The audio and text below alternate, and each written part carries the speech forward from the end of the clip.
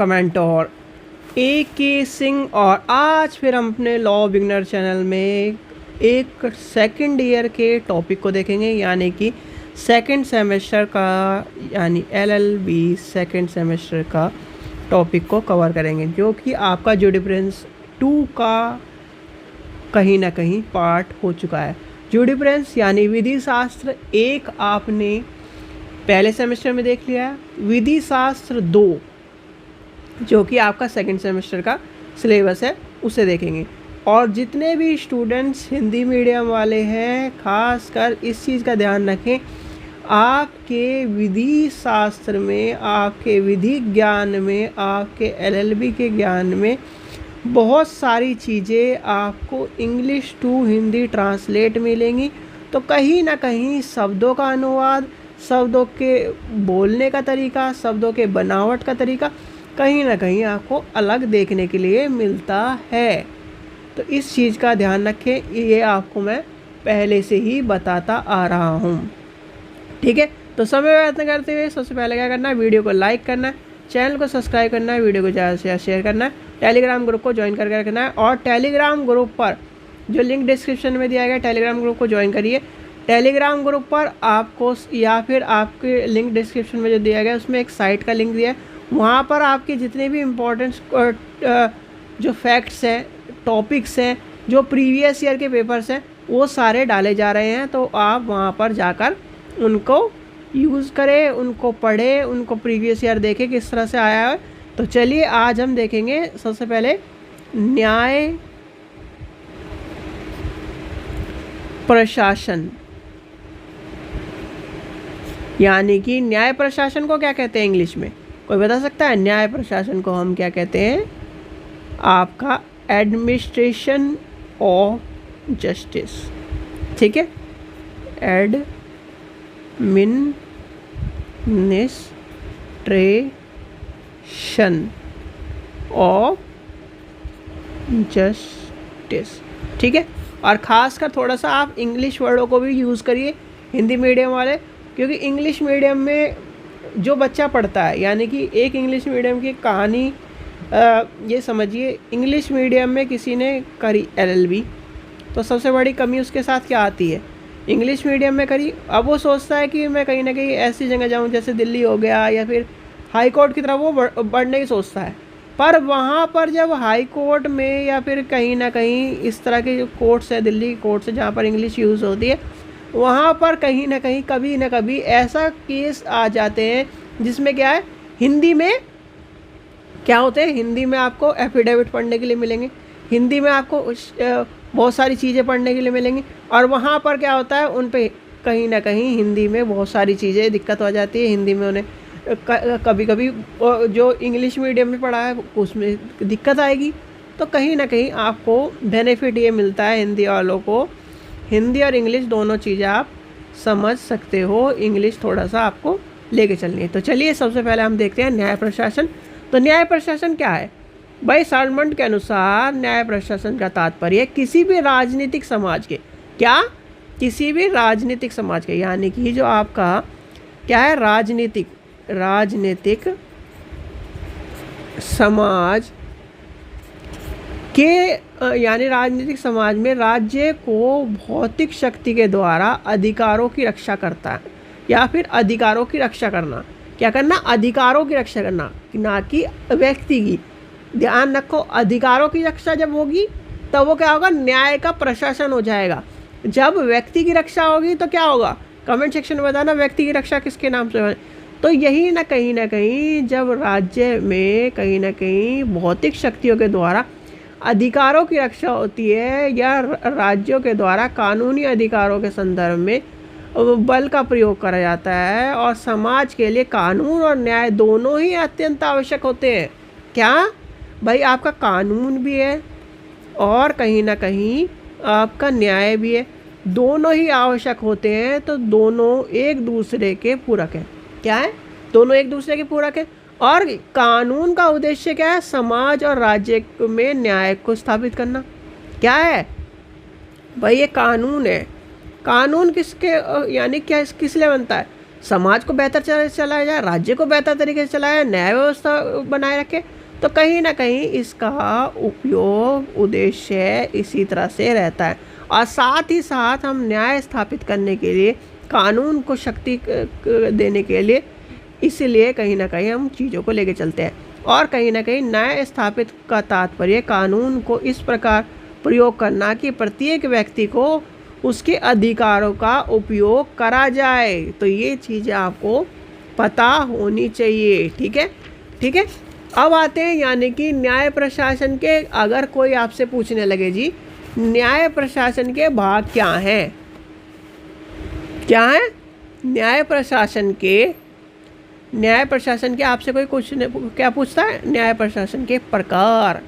तो न्याय प्रशासन के प्रकार क्या होते हैं, ये क्वेश्चन आएगा जरूर, इस चीज़ का ध्यान रखना। न्याय प्रशासन वाला क्वेश्चन, एडमिनिस्ट्रेशन वाला क्वेश्चन हर बार आता है, तो इसलिए इसे हल्के मत लेना।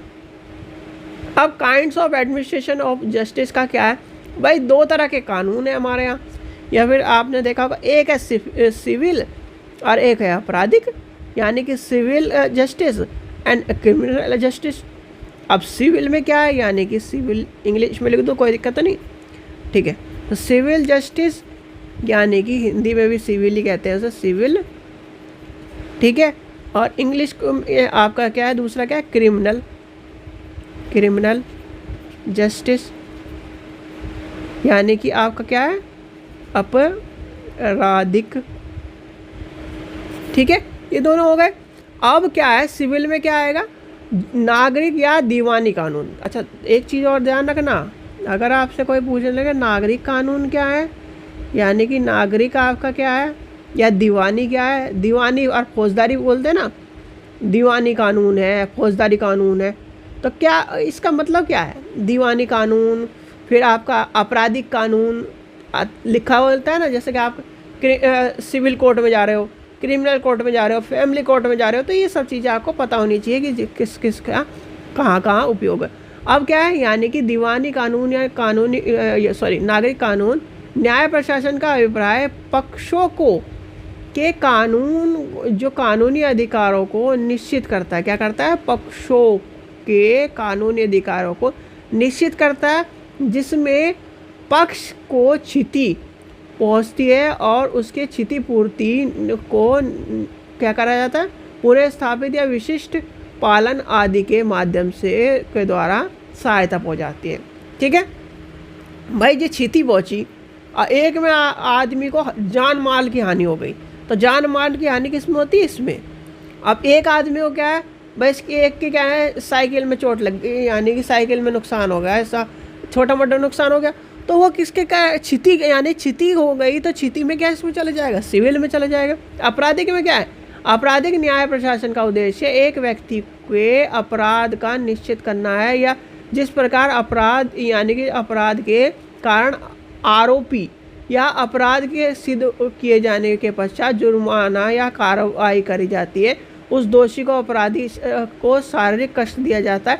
तो कहीं ना कहीं ये सारी चीज़ें आपको आपराधिक कानून के तहत मिलती हैं, जिसमें क्या है, दंड को हम क्या कहते, तीन रूप में यानी कि तीन दृष्टिकोण में देखते हैं। जैसे कि हम क्या करते हैं, उसे समाज की रक्षा का एक कहीं ना कहीं ढंग से कह सकते हैं, या फिर उसे कहीं ना कहीं उसे दोषी को उपचार मानने के लिए कह सकते हैं, या फिर एक तरह से कहीं ना कहीं अपराधी जो है, अपराधी को जब सज़ा दी जाती है तो उस सज़ा का स्तर इस तरह से रखा जाता है कि आने वाले भविष्य में उस कार्रवाई को कोई ना करे।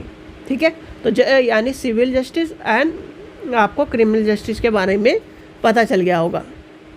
ठीक है, अब आपसे कोई पूछने लगे जी दीवानी न्याय प्रशासन और आपराधिक न्याय प्रशासन में अंतर क्या है, तो आपको सबसे पहले ये बताना है, दीवानी जो मामले में कार्रवाई क्षतिग्रस्त पक्ष के द्वारा की जाती है, किसके द्वारा करी जाती है, यानी कि क्षतिग्रस्त पक्ष द्वारा की जाती है, और स्वयं रक्षा देकर अपना वाद स्थापित करा जाता है। क्या करा जाता है, स्वयं साक्ष्य को देकर उसका क्या है, वाद स्थापित करा जाता है। ठीक है, अपनी रक्षा करी जाती है, सीधी बात ये। ठीक है, दूसरा क्या है, दीवानी मामलों में न्याय जो क्या होता है, न्यायालय सिविल कहीं ना कहीं सिविल प्रोसीजर कोड के द्वारा निर्धारित किए गए हैं, ठीक है, जो कि आपका क्या हो चुका है बताइए कमेंट सेक्शन में। नेक्स्ट इसे आज के टाइम में क्या कहा है, दोनों की चीज़ आपको पता होनी चाहिए। सीआरपीसी को क्या कहा है, अब क्या बन गया है नाम, और यानी सीपीसी यानी कि सिविल प्रोसीजर कोड क्या बन गए, ये दोनों चीज़ आपसे कमेंट सेक्शन में पूछ रहा हूँ। फिर आपका आ जाता है दीवानी कार्रवाई में मुख्य उपचार हर्जाना होता है। क्या होता है, हर्जाना होता है, ध्यान रखना हर्जाना होता है। और इसमें क्या होता है, दीवानी मामलों में वाद दीवानी न्यायालय द्वारा ही दायर करा जाता है, यानी कि सिविल कोर्ट में ही दायर करा जाएगा, आपके और कोर्टों में नहीं दिया जाएगा। अब आपराधिक की तरफ चलते हैं। आपराधिक मामले में, अब आपराधिक मामले में क्या है, आपराधिक मामलों में कार्रवाई राज्य के द्वारा की जाती है और पीड़ित पक्ष यानी कि पीड़ित पक्षों को राज्य द्वारा कहीं ना कहीं गवाही के रूप में बुलाया जाता है। क्या करा जाता है, कहीं ना कहीं गवाहियों को उसके द्वारा बुलाया जाता है। फिर आता है फौजदारी मामले में यानी कि इसे क्या कहेंगे हम, फौजदारी मामले में कहते हैं। फौजदारी मामले में न्याय कहीं ना कहीं किसके द्वारा चलता है, आपका सीआरपीसी के द्वारा चलता है, क्रिमिनल लॉ प्रोसीजर कोड के द्वारा यानी कि चलता है। फिर फौजदारी मामलों का उपचार जो कहीं ना कहीं उपचार है आपराधिक सजा देने का काम है, यानी कि उसमें आपराधिक सजा के द्वारा कार्रवाई होती है। आपराधिक मामलों का जो मुकदमा होता है वो आपराधिक यानी फौजदारी न्यायालय द्वारा ही दायर करा जाता है, ठीक है। तो ये सारी चीज़ें आपको धीरे धीरे आपको पता होनी चाहिए। फिर आता है आपराधिक न्याय की मुख्य विशेषता क्या है। भाई आपराधिक न्याय का मुख्य उद्देश्य या फिर उसकी जो चीज़ें हैं, आपराधिक न्याय की मुख्य उद्देश्य क्या होते हैं, राज्यों में अराजकता और जो कहीं ना कहीं वांछित तत्व को रोकथाम करना है, उसको शांति स्थापित करनी है, ठीक है। कहीं ना कहीं भाई आप क्या है, आपने देखा दंगे हो रहे हैं, कहीं ना कहीं क्रिमिनल एक्टिविटी हो रही, तो आपराधिक कहीं ना कहीं क्रिमिनल जस्टिस का काम क्या है, उन दंगों को, उन क्रिमिनल एक्टिविटीज़ को कहीं ना कहीं रोकना, राज्य में शांति स्थापित करना। और एक चीज़ ध्यान रखना, बहुत सारे स्टूडेंट्स इसमें साइंस के होंगे, तो साइंस के जो स्टूडेंट्स हैं ध्यान रखो कि जहाँ पर भी आपको राज्य की बात करी जाए तो ये मत समझ लेना स्टेट की बात हो रही है, ये मत समझ लेना बहुत सी जगह राज्य मतलब पूरा देश से भी है। बहुत से जो इंटरनेशनल कानून है वहाँ पर राज्य शब्द लिखा हुआ है, तो राज्य शब्द का मतलब ये नहीं होता कि कहीं ना कहीं स्टेट की बात हो रही है। राज्य का मतलब होता है स्टेट बोला पूरा एक तरह से कंट्री के रूप में आपको डिनोट करा गया है, ठीक है। या फिर देश मिलेगा या राज्य मिलेगा, पुराने जो कानून है पॉलिटिकल से जुड़े हुए जितने कानून है उसमें राज्य लिखा हुआ है, ठीक है। तो ये आपको पता होना चाहिए। फिर आपका आ जाता है यानी कि कहीं ना कहीं जो चीज़ें हैं आपके कहीं ना कहीं रक्षा करना, कानून को स्थापित करना, सुरक्षा करना, पुलिस प्रशासन का होना, कहीं ना कहीं कानूनों की यानी कि जो आपराधिक कार्रवाई करता मिले उसे कहीं ना कहीं दंड देना, आपके जो पुलिस और क्या है न्याय का जो यानी कि न्यायालय है उनके और कहीं ना कहीं वकीलों का जो त्रिकोण है उसमें कहीं ना कहीं क्या चीज़ आती है, उसमें ये चीज़ आती है शांति, यानी कि शांति स्थापित करने में एक पुलिस, एक न्यायालय और एक आपके कहीं ना कहीं वकील का योगदान रहता है, ठीक है। ये चीज़ आपको पता होनी चाहिए। भाई आप देखिए एक व्यक्ति ने अपराध किया, समझिए इस बात को, एक व्यक्ति यानी कि एक व्यक्ति ने अपराध किया। अब अपराध है कहीं ना कहीं उसका अपराध 50% तो कहीं ना कहीं सही है और 50% कहीं ना कहीं गलत है, या फिर उसने एक तरह से अपराध की श्रेणी में इसलिए आया है कहीं ना कहीं क्योंकि उसके साथ उसकी हानि हो रही थी या फिर उसके कहीं ना कहीं उसके परिवार को हानि पहुंचाई जा रही थी। तो कहीं ना कहीं अब पुलिस का कार्य क्या है कि जो अशांति हुई है, कहीं ना कहीं आपराधिक कार्रवाई हुई, तो उसे कहीं ना कहीं व्यक्ति को गिरफ्तार करना। न्यायालय का यानी कि वकील का काम क्या है, अब उसकी बात समझना कि आपने अपराध क्यों किया है, ये सब चीज़ें क्यों आई।